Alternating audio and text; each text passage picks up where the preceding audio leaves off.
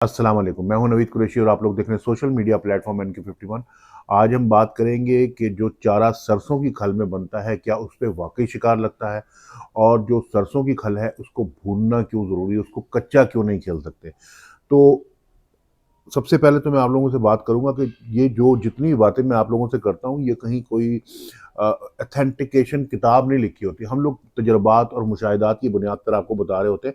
मेरे तजर्बात और मुशाहिदात से आपको इख्तलाफ हो सकता है, मैं डिबेट में नहीं जा रहा। बहरहाल मेरा तजर्बा ये कहता है कि लोग बहुत सारे खलों के चारे बनाते हैं। सर्दियों में मूंगफली की खल का चारा बनाते हैं, बादामों के साथ अ, काले तिलों की खल का चारा बनाते हैं।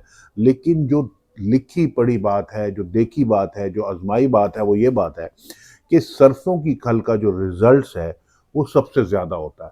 सर्दियों के अंदर सरसों की खल का रिजल्ट तकरीबन 10% ज़रूर कम होता है, और मूंगफली और बादामों की खल का रिजल्ट बेहतर हो जाता है। लेकिन जो रिजल्ट्स आपको सरसों की खल पे मिलता है वो आपको किसी भी खल पर नहीं मिलता। बाकी आप सबको पता है कि शिकार मुकद्दरों और नसीबों की बात होती है। अब आते हैं दूसरे मौजू की तरफ कि सरसों की खल को भूनना क्यों ज़रूरी है, उसकी कड़वाहट के उसको वैसे ही कच्चा खेला जा सकता है नहीं जा सकता। तो यार, कच्चा खेलने का सिर्फ एक तरीका है कि आप उसको मई, जून, जुलाई, अगस्त, ये 4 महीने तबाह के धूपे लगाएं। और ज़ाहिरी बात है आजकल के मसरूफ़ तरीन दौर में इतना टाइम नहीं है, और सालों से मैं देखता आ रहा हूँ, बल्कि ज़िंदगी गुजर गई मेरी देखते हुए, कि सरसों की खल को हमेशा हल्की आंच पर भूना जाता है ताकि उसकी कड़वाहट ख़त्म कर दी जाए। जो सरसों की दो तरह की खल होती है, एक मीठी खल होती है, एक कड़वी खल होती है। जो कड़वी खल होती है उसकी कड़वाहट ख़त्म की जाती है, लेकिन शिकार उस पे मीठी खल की निस्बत ज़्यादा होता है, ये मुशाहिदा है। बाकी अपना अपना तरीक़ाकार है, आप लोग देख सकते हैं आपने कैसे करना। सबसे पहले आज हम सरसों की कड़वी खल को भूनेंगे। एक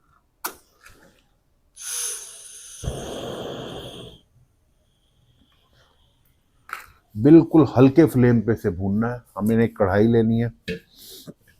उसके बाद ये लगभग मेरे पास 1 किलो खल मौजूद है। 1 किलो है या पौना किलो खल है, ठीक है। मेरे पास टाइम नहीं था, मैंने कहा चलो भून लूँ। अच्छा, ये एक साथ भी भूनी जा सकती है और ये थोड़ी थोड़ी करके ही भूनी जा सकती है। अगर आप इसको एक साथ भूनेंगे तो आपको हाथ जो है बहुत तेज़ी से बार बार चलाना पड़ेगा। बेहतर है आप सुकून के साथ इसको आधा आधा करके भूनें। खल भूनते वक्त आपने कोई भी जल्दबाजी नहीं करनी, या मछली का चारा बनाते वक्त खल भूनना ही क्या, कोई भी आप काम कर रहे हो उसमें अगर आप जल्दबाजी करेंगे तो उसके आपको मतलूबा नतायज नहीं मिलेंगे। इसको बड़ी हल्की आंच पे भूनना है। बेटा ये फ्लेम दिखाना जरा, नजर आ रहा है? बहुत हल्का फ्लेम है, ठीक है। इस कैमरा यहीं रखना जरा। नीचे नजर आ रही खल भूनती हुई?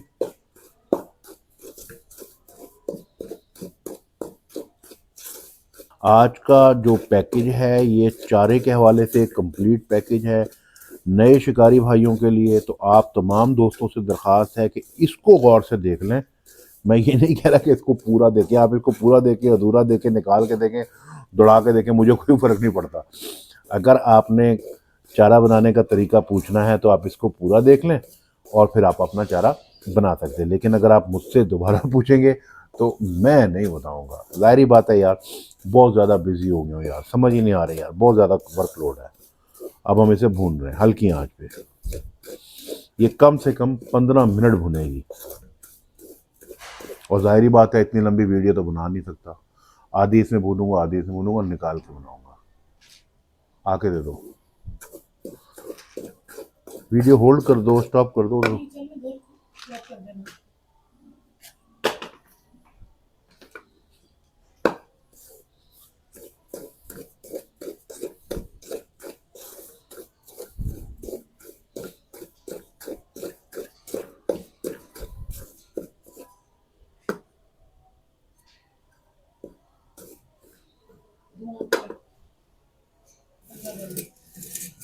अभी तो कढ़ाई भी तेज नहीं हुई, गर्म नहीं हुई।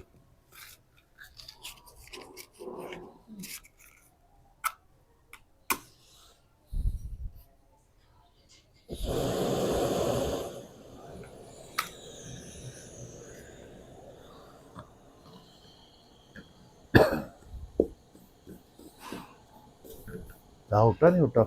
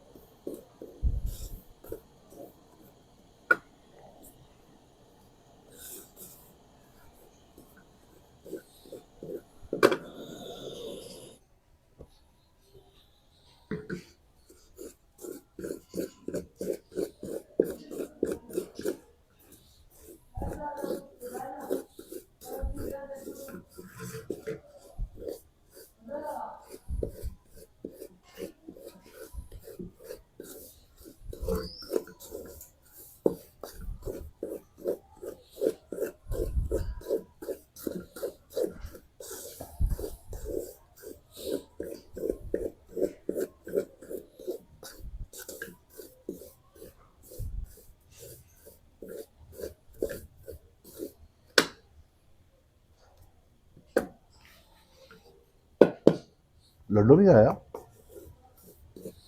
कॉल बैक करो ना, पूछो।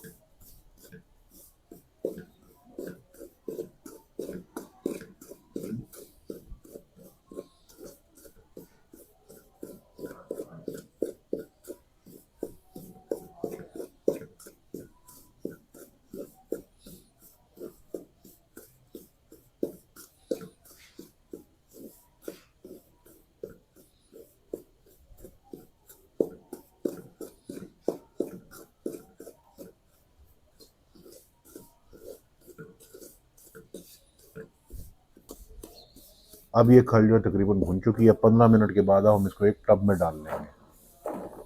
ठीक हो गया। अब इसी तरह से जो बाकी खल थी, अब हम वो भी भून लेंगे।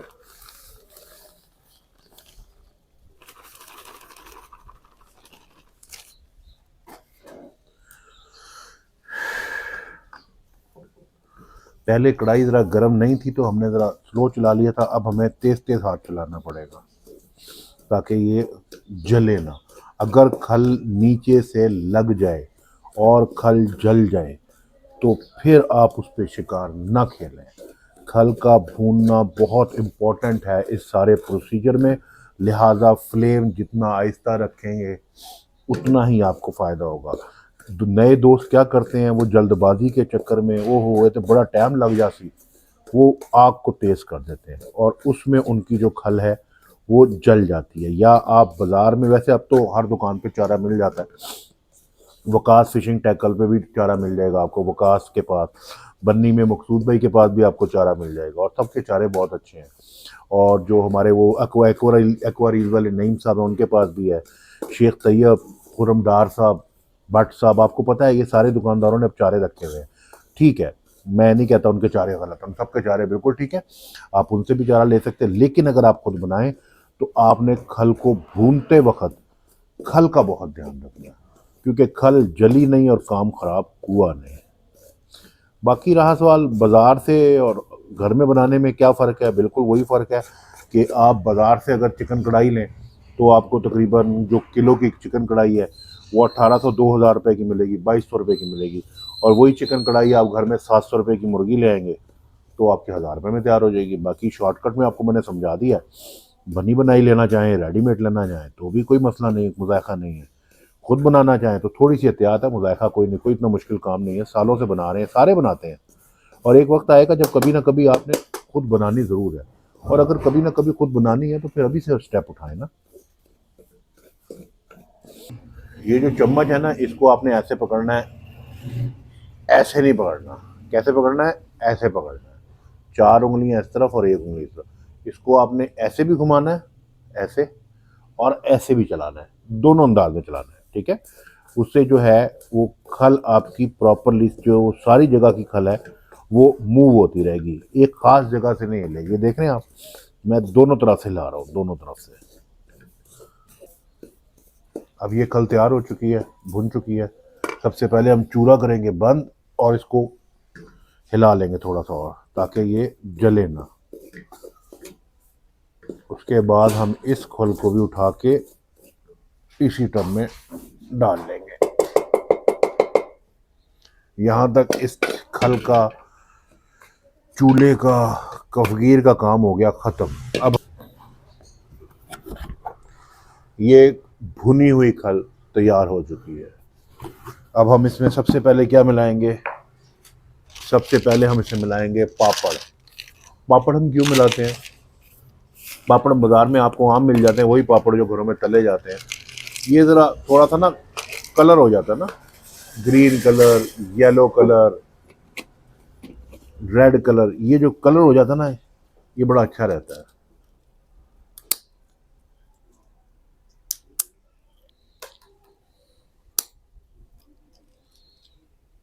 तो आप लोगों ने अगर घर में चारा बनाना है तो ये कोई रॉकेट साइंस नहीं है, आप इसे किसी भी चीज़ से बहुत ही ज़्यादा सख्त है, किसी भी चीज़। अच्छा, इसमें आप चाहें तो मुर्गियों की फीड भी डाल सकते हैं, और चारा तो आपने डालना ही डाला, लेकिन मुर्गियों की फीड में आजकल सर्दियों में इसलिए रिकमेंड करता हूँ कि मुर्गियों की फीड पे गुलफाम बहुत आशिक है। तो ये मेरे पास आधा किलो का पैकेट है, ठीक है। और ये आधा किलो का पैकेट 4 नंबर मुर्गियों की फीड का है, जो 100 रुपये का मुझे मिला है। मैं आधा पैकेट इसमें डाल रहा हूँ मुर्गियों की फीड का। ये देखिए जी, मैंने आधा पैकेट इसमें मुर्गियों की फीड डाल दी। उसके बाद ये है सूड़ी, जिसे करा कहा जाता है, जो घोड़ों के खाने के चने होते हैं, जो उसका छिलका होता है। ये भी आधा किलो का पैकेट, और ये मार्केट से मुझे 100 रुपये का मिला, वकास से लाया हूँ। ये भी मैं आधे के करीब इसमें डालूंगा। ये भी मैंने इसे मिक्स कर दिया।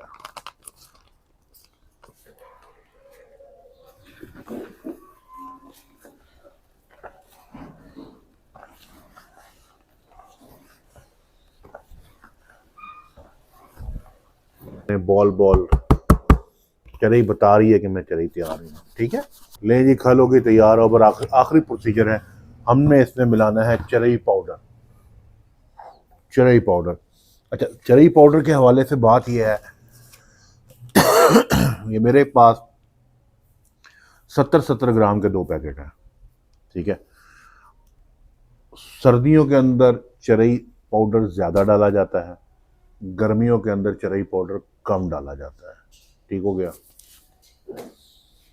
सर्दी है, 1 किलो के अंदर मैं 70-70 ग्राम के 2 पैकेट डालूंगा, यानी कि 140 ग्राम।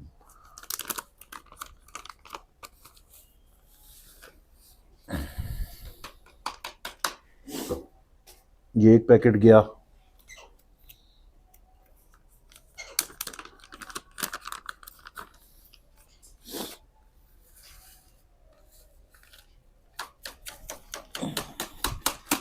ये दूसरा पैकेट गया। अब ये चरई कौन सी, आपको ये भी बता दूं, फिर आप पूछेंगे ये छुपाया था वो छुपाया था। मेरे पास खुद जाकर नुस्खा पिसवाने का टाइम नहीं था।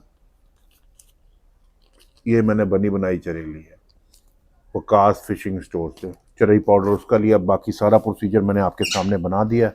अब मैं इसको अच्छी तरह फिर मिक्स करूंगा।